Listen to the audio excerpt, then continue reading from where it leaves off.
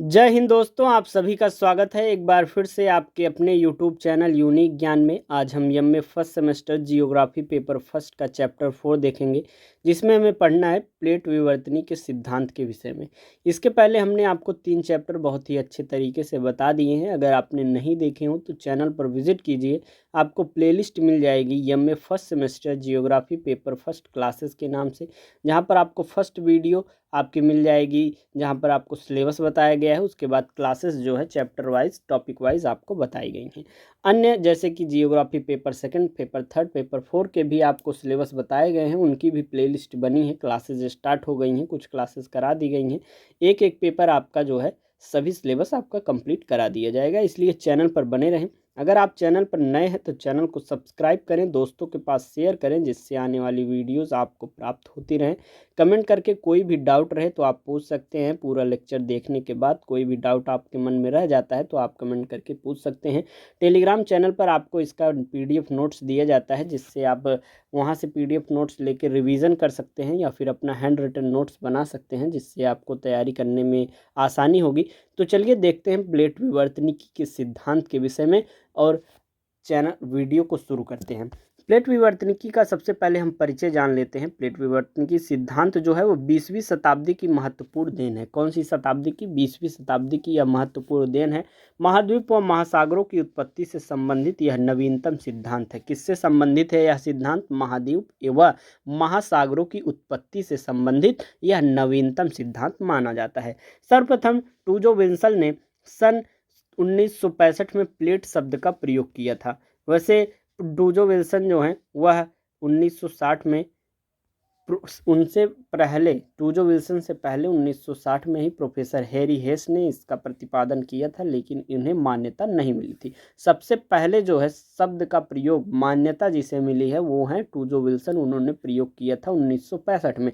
हालांकि टूजो विल्सन से पूर्व हैरी हेस जो हैं उन्होंने 1960 में ही इसका प्रतिपादन कर दिया था, उन्हें लेकिन मान्यता जो है वह नहीं मिली हुई थी। टूजो विल्सन जो है के बाद उसके बाद मोर्गन, स्केप्टर, वेलेंटाइन व मूर्स तथा हालस आदि विद्वानों ने इन दिशा में महत्वपूर्ण कार्य किए हुए हैं। कौन कौन से विद्वान? मोर्गन, स्केप्टर, उसके बाद आते हैं वेलेंटाइन व मूर्स तथा हालस। ये सभी विद्वान जो हैं किसके बाद कार्य करते हैं? टूजो विल्सन के बाद। हालांकि हमने जो बताया कि हैरी हेस जो हैं उन्होंने 1960 में ही इस शब्द का, इस टॉपिक का एक प्रकार से प्रतिपादन किया हुआ था, परंतु उन्हें मान्यता नहीं मिली है। मान्यता किसे मिली है? टूजो विल्सन को, जिसे ने 1965 में जो है प्लेट शब्द का प्रयोग किया हुआ था। प्लेट विवर्तनिकी को जो सिद्धांत के रूप में सबसे पहले मॉर्गन ने प्रस्तुत किया। इस सिद्धांत की सहायता से हम भू आकृतियों जैसे कि महाद्वीपों की उत्पत्ति, पर्वतों का निर्माण, भूकंप, ज्वालामुखी आदि के संबंध में व्याख्या करते हैं। किसने सबसे पहले इस सिद्धांत का रूप दिया हुआ था? प्लेट विवर्तनिकी को मॉर्गन ने दिया हुआ था। और इस सिद्धांत की सहायता से हम क्या क्या अध्ययन कर सकते हैं, क्या क्या चीज़ों के बारे में हम जान सकते हैं। महाद्वीपों की किस प्रकार से उत्पत्ति हुई जान सकते हैं, पर्वतों का निर्माण किस प्रकार से हुआ, भूकंप, ज्वालामुखी जो आते हैं वो किन कारणों से आते हैं, उनके पीछे क्या कारण होता है, ये सभी चीज़ें हम प्लेट विवर्तनिकी के सिद्धांत से जान सकते हैं। प्लेट विवर्तनिकी का सिद्धांत हम देखेंगे। पृथ्वी का ऊपरी भाग जो भूपटल तथा ऊपरी मेंटल से निर्मित होता है। किससे निर्मित होता है? भूपटल तथा ऊपरी मेंटल से यह निर्मित होता है। यह दोनों भाग स्थल मंडल कहलाता है। इस स्थल मंडल में कठोर एवं दृढ़ भूप्लेटों का एक संगठन है। स्थल मंडल की मोटाई लगभग कितनी है? 200 किलोमीटर है। स्थलीय दृढ़ भूखंड को क्या कहते हैं? प्लेट कहते हैं। इन प्लेटों के स्वभाव तथा प्रवाह से संबंधित अध्ययन को हम प्लेट विवर्तनिकी कहते हैं। आगे हम देखेंगे स्थल मंडल की मोटाई महाद्वीपों और महासागरों में अलग अलग होती है। जैसे कि जो स्थल मंडल है महाद्वीप में उसकी मोटाई जो है अलग होती है और महासागर में उसकी मोटाई जो है अलग होती है। महासागर की बात करें तो 5 से 100 किलोमीटर तक तो होती है और महाद्वीप में लगभग जो है 200 किलोमीटर तक होती है। स्थल मंडल कई प्लेटों में बटा हुआ है और ये सभी प्लेटें जो है स्वतंत्र रूप से पृथ्वी के अधिक घनत्व वाले दुर्बलता मंडल पर अलग अलग दिशाओं में तैर रही हैं। ये प्लेटें जो हैं संवहन धाराओं के कारण जो है वह तैरती हैं। अब तक जो है 6 प्रमुख प्लेटें हैं और 20 गौड़ प्लेटों का निर्धारण किया जा चुका है। 6 कौन सी प्रमुख प्लेटें हैं? पहला है यूरेशियन, दूसरा है अफ्रीकन, तीसरा है भारतीय, चौथा है अंटार्कटिका, पांचवा है प्रशांत महासागरीय और छठा है अमेरिका। आपको कहीं कहीं पर प्रमुख जो प्लेट हैं उनकी संख्या 7 देखने को मिलेगी, जिसमें आपको उत्तरी अमेरिकन और दक्षिणी अमेरिकन में विभाजित करके कुछ विद्वानों ने बताया हुआ है। तो कुल मिलाकर 6 प्रमुख प्लेटें हैं। कौन कौन सी? यूरेशियन, अफ्रीकन, भारतीय, अंटार्कटिका, प्रशांत महासागरीय तथा अमेरिकन। गौड़ कौन कौन सी हैं? गौड़ में आती हैं Philippine, Arabian, Juan de Fuca, Caroline, Bismarck, Nazca, Cocos, Caribbean, ये सभी जो हैं एक प्रकार से गौड़ प्लेटें हैं। प्लेट किनारों की बात करें तो सामान्यतः प्लेट किनारे 3 प्रकार के होते हैं। पहला कौन सा? रचनात्मक प्लेट किनारे। ये जो किनारे हैं उन्हें अपसारी प्लेट सीमा भी कहा जाता है। रचनात्मक किनारा में 2 प्लेट एक दूसरे से विपरीत गतिशील होती हैं, अर्थात एक दूसरे से दूर हटती हैं। वहाँ नीचे से मैग्मा ऊपर उठकर नई प्लेट का निर्धारण करता है। इसको हम आपको फिगर के माध्यम से समझाते हैं। जो 2 प्लेटें हैं वह एक दूसरे से दूर ऐसे हट जाती हैं और यहाँ पर जो स्थान बनता है, यहाँ से ये मैग्मा निकल के जो है एक निर्माण करती है, स्थान का निर्माण करती है, स्थलमंडल का निर्माण करती है। तो ये कौन सी प्लेटें हो गई? रचनात्मक किनारा प्लेटें हो गई। दूसरा है हमारा विनाशात्मक प्लेट किनारे। इन्हें अभिसारी प्लेट सीमा भी कहते हैं। जब 2 प्लेटें आमने सामने इस प्रकार गतिशील होती हैं कि वे परस्पर पर जो है टकराती हैं और हल्के पदार्थ में से जो है निर्मित प्लेट का अग्र किनारा भारी पदार्थ से निर्मित सघन प्लेट के ऊपर चढ़ जाता है तथा भारी पदार्थ वाला प्लेट जो है किनारा मुड़कर हल्के पदार्थ वाली प्लेट के नीचे जो है मेंटल में क्षेपित होकर विलीन हो जाता है, जिसकी वजह से क्या होता है? ज्वालामुखी का निर्माण हो जाता है। देखिए 2 प्लेटें आपस में लड़ रही हैं, जैसे कि आप ये भी जान रहे हैं, जैसे कोई 2 व्यक्ति लड़ रहे हैं, उसमें जो आपका बलवान होगा, आपका जो स्ट्रांग होगा, वह जीत कर उसके ऊपर हावी हो जाएगा और जो कमज़ोर होगा वह हार कर दब जाएगा। तो उसी प्रकार जो कमज़ोर प्लेटें हैं, हल्की प्लेटें हैं, वह ऊपर चढ़ जाती हैं और जो भारी किनारे होते हैं वो अंदर को चली जाती हैं। ये हो गया कौन सा? विनाशात्मक किनारा। तीसरा है हमारा संरक्षी प्लेट किनारा। इन्हें रूपांतर अंश सीमा भी कहते हैं। संरक्षणी किनारा वह है जिसके सहारे 2 प्लेटें एक दूसरे के अगल बगल रगड़ते हुए गतिशील होती हैं, अर्थात इन किनारों के सहारे न तो प्लेट का विनाश होता है न ही नई क्रस्ट का निर्माण होता है। इनसे रूपांतर भ्रंश बनते हैं। ज्वालामुखी क्रिया तथा भूकंपीय घटनाएं भी होती हैं। प्रशांत तथा अमेरिकन प्लेट के मध्य सान एडियास भ्रंश का निर्माण इसी प्रक्रिया से हुआ है। कैसी होती हैं ये संरक्षित प्लेट किनारे? वो जो है आपस में मतलब बगल बगल चलती हैं और बीच में रगड़ होता है। इनसे जो है न किसी एक नए क्रस्ट का निर्माण होता है और ना ही किसी प्रकार का विनाश कार्य होता है। इसमें क्या होता है कि अगर ज़्यादा तेज से रगड़ हो गया तो अर्थक्वेक आने के चांस रहते हैं, अर्थात भूकंप आने के चांस रहते हैं। इस प्रकार से आपने जान लिया कि तीनों किनारों के विषय में, रचनात्मक, आपका जो हो गया विनाशात्मक और संरक्षित प्लेट किनारा, ये तीनों प्लेट किनारों के विषय में आपने जान लिया। अब हम नोट के विषय में कुछ आपको एक डिफिनीशन बताते हैं। जो प्लेट महाद्वीप का निर्माण करते हैं उसे क्या कहा जाता है? महाद्वीपीय प्लेट। जो प्लेट जो है महाद्वीप का निर्माण करती है उन्हें महाद्वीपीय प्लेट कहते हैं और जो महासागरीय बेसिन का निर्माण करती हैं उन्हें महासागरीय प्लेट कहती हैं। इसको इसलिए यहाँ पर बता दिया गया कि आगे जो टॉपिक सिद्धांत है उसमें इस शब्द का प्रयोग होगा, महासागरीय प्लेट और महाद्वीपीय प्लेट, जिससे आप जानते रहे महाद्वीपीय प्लेट क्या है। जो प्लेट महाद्वीप का निर्माण करती है वो महाद्वीपीय प्लेट है और जो महासागर बेसिन का निर्माण करती है वो महासागरीय प्लेट है। इससे आपको पता रहेगा। आगे हम देखेंगे भू आकृति विज्ञान के क्षेत्र में हाल ही में महान क्रांति हुई है। सन 1968 में प्लेट विवर्तन की सिद्धांत का जन्म हुआ। तब से भू आकृति विज्ञान के अनेक पूर्व स्थित सिद्धांतों में महान क्रांति आई है। उदाहरण के लिए जैसे कि ज्वालामुखी, भूकंप तथा पर्वत आदि की उत्पत्ति को लेकर 1968 तक जितने भी सिद्धांतों का प्रतिपादन हुआ वे सभी जो हैं व्यर्थ सिद्ध हो गए और अब इन महत्वपूर्ण घटनाओं को तथा अनेक अन्य घटनाओं को प्लेट विवर्तनिकी के प्रकाश से में समझने का प्रयास किया जाता है। भू प्लेट विवर्तनिकी के निम्नलिखित सिद्धांत हैं।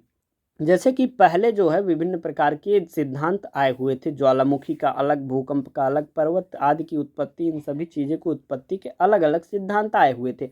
परंतु जब प्लेट विवर्तनिकी का सिद्धांत आया तो इसके माध्यम से इन सभी टॉपिक्स को हम उस पर प्रकाश डालकर उस पर पढ़ सकते हैं।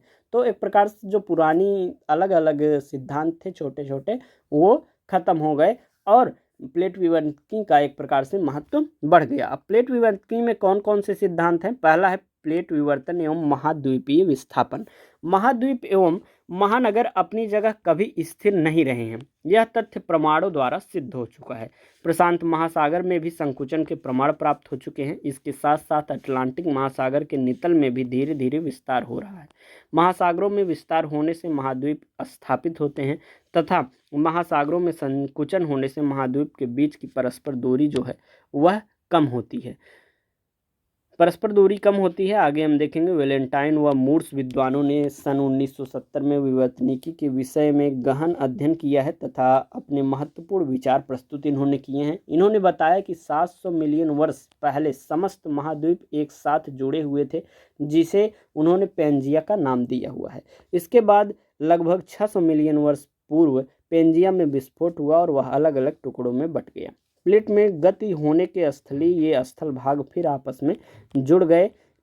क्रिटेशस पश्चात जुरासिक युग में इस पेंजिया में पुनः विस्फोट प्रारंभ हुआ, जिसके परिणाम स्वरूप अमेरिका तथा अफ्रीका महाद्वीप एक दूसरे से दूर होते चले गए और इसके गुण के अंतिम चरण में यूरोप व ग्रीनलैंड भी उत्तरी अमेरिका से अलग हो गए।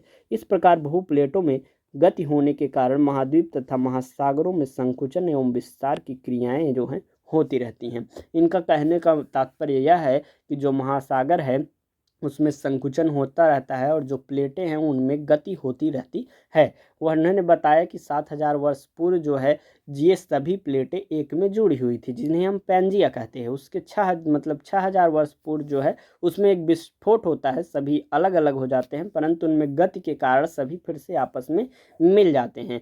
लेकिन उसमें गति लगातार हो रही है, महासागर में संकुचन लगातार हो रहा है। इससे क्या होता है कि जो उत्तरी अमेरिका और अफ्रीका हैं, अमेरिका और अफ्रीका जो अलग अलग प्लेटें हो गई हैं, अर्थात उनके बीच की दूरी जो है बढ़ती जा रही है और धीरे धीरे अंतिम समय तक आते आते जो अमेरिका का ग्रीनलैंड है, यूरोप है, ये सभी चीज़ें भी दूर होती चली जा रही हैं। तो ये इनका पहला सिद्धांत है। दूसरा सिद्धांत क्या है? दूसरा है प्लेट विवर्तनिकी एवं पर्वत निर्माण। धरातल पर वलित पर्वतों का निर्माण चक्रीय रूप में हुआ है। पर्वत निर्माण क्रिया तथा उसका चक्रीय विकास प्लेट विवर्तन सिद्धांत द्वारा स्पष्ट किया जा सकता है। ब्लू प्लेटों के संयोग में 3 प्रकार के होते हैं। पहला कौन सा? महाद्वीप महाद्वीप प्लेटों का अपसरण। जब दो महाद्वीप प्लेट परस्पर निकट आते हुए टकराती हैं तो अधिक सघन पदार्थ से निर्मित प्लेट कम घनत्व की प्लेट के नीचे छेपित हो जाती हैं। आलस एवं हिमालय पर्वतों की उत्पत्ति इस प्रकार से हुई है। पर्वतों की उत्पत्ति के विषय में पहला एक प्रकार से क्या एक क्रिया होती है? महाद्वीप महाद्वीप प्लेटों का जब अभिसरण होता है। दूसरा हमने आपको प्लेट किनारा जो बताया था विनाशात्मक, उसमें क्या होता है कि दो प्लेटें एक तरफ दोनों एक दूसरे के आमने सामने ऐसे आती हैं और टकराती हैं। जो अधिक घनत्व वाली रहती है वह नीचे दब जाती है, जो कम घनत्व वाली रहती है ऊपर चढ़ जाती है। इससे जो है पर्वत के भी निर्माण होते हैं। तो ये पहला हो गया। दूसरा क्या है? महाद्वीप एवं महासागर प्लेटों का अभिसरण। जब महाद्वीप तथा महासागरीय प्लेटें परस्पर टकराती हैं तो अधिक सघन महासागरीय प्लेट का किनारा जो है वह कम सघन महाद्वीप प्लेट के नीचे छेपित हो जाता है। महाद्वीपीय मग्न तट के सहारे निक्षेपित अवसादों में संपीड़न के कारण वलन पड़ते हैं तथा पर्वतों की रचना होती है। उत्तरी एवं दक्षिणी अमेरिका के पश्चिमी तट पर विस्तृत रॉकी एवं एंडीज पर्वत इसी प्रकार निर्मित हुए हैं। पहला हमने जो बताया वो महाद्वीप और महाद्वीप का एक प्रकार से प्लेटों का अभिसरण हुआ। दूसरे में क्या है कि महाद्वीप और महासागर की प्लेटें जो हैं वह घनत्व उनका कम होता है, तो वो क्या हो जाता है ऊपर एक प्रकार से उनका जो है निक्षेपित उन पे जो है चढ़ जाती हैं, छेपित हो जाती हैं, तो उनसे जो निर्माण होता है। तो ये दूसरा सिद्धांत है। उनसे बनी हुई कौन कौन सी तटें हैं, पर्वत है, वह है रॉकी एंड एंडीज पर्वत जो कि उत्तरी एवं दक्षिणी अमेरिका के पश्चिमी तट पर स्थित है। तीसरा है हमारा महासागर एवं महासागर प्लेटों का अभिसरण।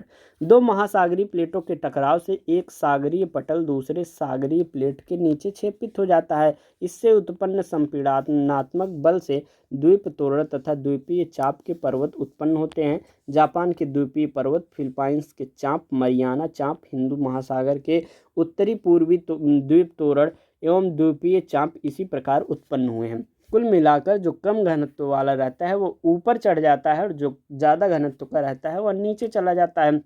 लेकिन जब महाद्वीप और महाद्वीप आपस में टकराते हैं तो उनसे पर्वत का निर्माण होता है। और जैसे कि महासागर और महाद्वीप का एक प्रकार से जब टकराव होता है तो महासागर वाला जो होता है प्लेट वह ऊपर चढ़ जाता है, तो उससे जो है पर्वत का निर्माण होता है, जैसे कि रॉकी एंड एंडीज पर्वत। और महासागर महासागर जब टकराते हैं तो उनसे क्या होता है, द्वीप तोरण तथा द्वीपीय चाप के पर्वतों का उत्पन्न होते हैं। तो इस प्रकार से ये आपका पूरा सिद्धांत हमने आपको प्लेट विवर्तनिकी का समझा दिया। प्लेट विवर्तनिकी क्या है, प्लेट शब्द की उत्पत्ति किस प्रकार से हुई, प्रथम किस विद्वान ने प्लेट शब्द का प्रयोग किया, प्लेट जो किनारे हैं वह कितने प्रकार के होते हैं, और सभी किनारों को हमने अच्छे से समझाया। फिर उसके जो 2 सिद्धांत हैं हमने आपको अच्छे से बताएं। जो भी ना समझ में आया हो आप कमेंट करके पूछ सकते हैं, आपको रिप्लाई करके जो है जवाब दिया जाएगा। नेक्स्ट वीडियो आपकी जल्द ही आएगी, चैनल पर बने रहिए, दोस्तों के पास वीडियो शेयर कीजिए, साथ ही साथ टेलीग्राम चैनल ज्वाइन कीजिए। टेलीग्राम डिस्कशन ग्रुप भी बन गया है, वहाँ से आप ज्वाइन कर सकते हैं, जिससे आपको बहुत ही ज़्यादा हेल्पफुल होगा। धन्यवाद, मिलते हैं अगले वीडियो में।